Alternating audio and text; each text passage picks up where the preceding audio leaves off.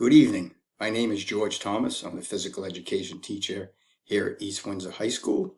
I would like to go over a few expectations and our grading procedures for our physical education classes.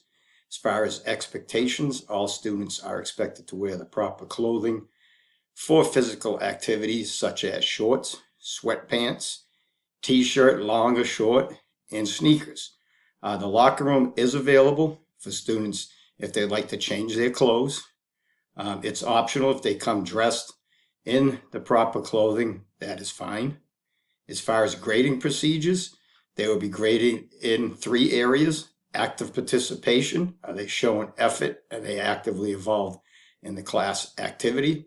Fitness, as far as in the weight room or any other fitness activities that we choose to do with our students. And then the 3 R's, we want them to be respectful. We want them to be ready for class. We want them to be on time.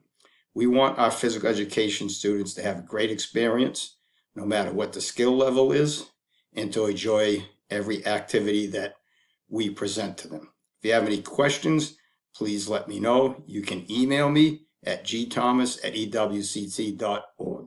Thank you and have a nice night.